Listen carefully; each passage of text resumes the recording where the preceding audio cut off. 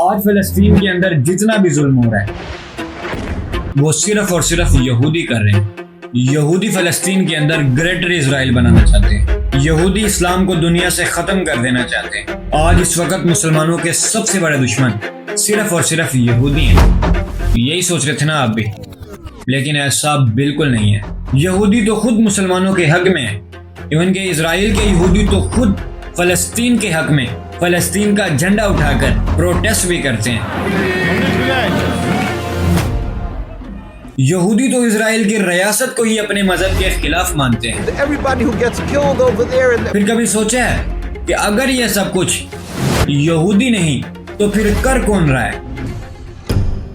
یہ سب بالکل اسی طرح ہے جس طرح آج مسلمان فلسطین کے لیے جذباتی طور پر فل صدمے میں ہیں، اور آج اگر کوئی شخص یہ کہہ کر کوئی پارٹی لانچ کرے ہم فلسطین کو آزاد کروائیں گے، تو آف کورس پوری دنیا کے مسلمان اس شخص کے ساتھ کھڑے ہو جائیں گے۔ اسے فائنینشیل سپورٹ بھی ملے گی، اس کی اپنی آرمی بھی بن جائے گی، اور سب سے بڑی بات پاور۔ لیکن حقیقت میں وہ شخص یہ سب کچھ مسلمانوں کے جذبات کے ساتھ کھیل کر اپنے مفادات کی خاطر کر رہا ہو۔ یہی سب کچھ ایگزیکٹ اسی طرح آج سے 130 سال پہلے یہودیوں کے ساتھ بھی ہوا، جب یورپ کے اندر یہودیوں پر سخت ظلم ہو رہا تھا۔ رشیا میں یہودیوں کے گھروں اور دکانوں کو جلا دیا جاتا تھا۔ یہودی ہر طرف ذلیل ہو رہے تھے۔ اب یہودیوں کو اس بات کی سمجھ آ چکی تھی کہ ہم کبھی بھی یورپ کے اندر سکون کے ساتھ نہیں رہ سکتے۔ اب جب یہودی جذباتی طور پر فل صدمے میں تھے، تبھی یورپ کی ایک چھوٹی سی کنٹری کے ایک جرنلسٹ یہودی نے اسی چیز کا فائدہ اٹھا کر ایک کتاب لکھی، دی جوئش اسٹیٹ، جس میں کلیئرلی لکھا تھا کہ یہودی کبھی بھی یورپ کے اندر امن کے ساتھ نہیں رہ سکتے، اسی لیے یہودیوں کا بھی اپنا الگ ملک ہونا چاہیے۔ یہ بک پبلش ہوتے ہی یہودیوں نے اس کی سخت مخالفت کی، یہ کہہ کر کہ یہودی مذہب کی ریاست کوئی انسان نہیں بلکہ خدا بنائے گا جب مسیحا آئے گا۔ یہ ان کا اپنا کوئی عقیدہ ہے۔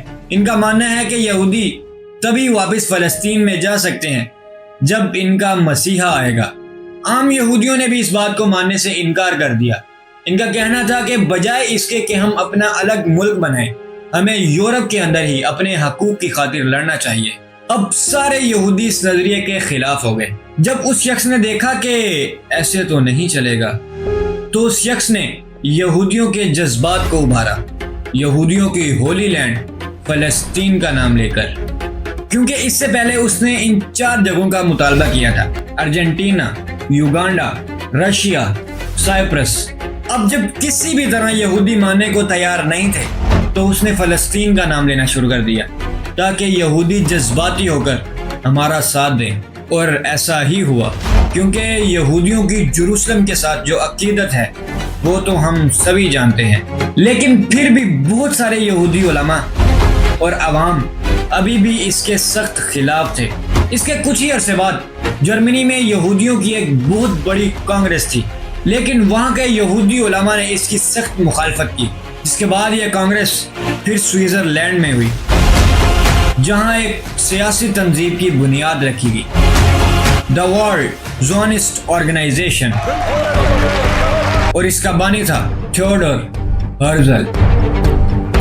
یہ وہ شخص تھا جو ظاہری طور پر تو ایک یہودی لیڈر تھا، لیکن حقیقت میں وہ شخص یہ سب کچھ صرف اور صرف اپنے مفادات کی خاطر کر رہا تھا۔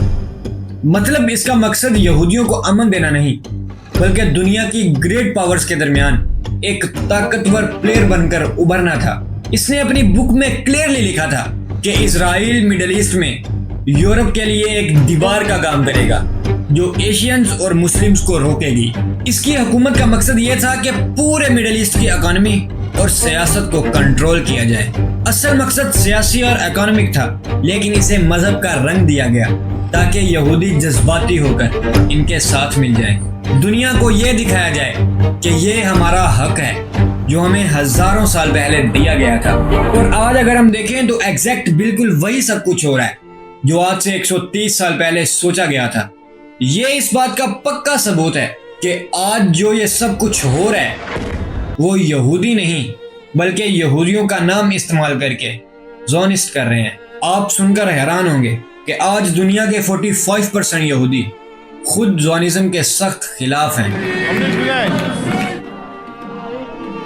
Everybody who gets killed over there in the یہ ایک ایسا سچ ہے جسے ماننا شاید تھوڑا مشکل ہے، لیکن یہ حقیقت ہے کہ آج ہمارے دشمن یہودی نہیں بلکہ یہودیوں کا نام استعمال کر کے ایک سپر پاور کو بنانے اور ایک سپر پاور کو پہلے سے زیادہ اسٹرانگ کرنے کی کوشش کی جا رہی ہے تاکہ دنیا پر حکومت کی جائے۔ سلام پہنچے۔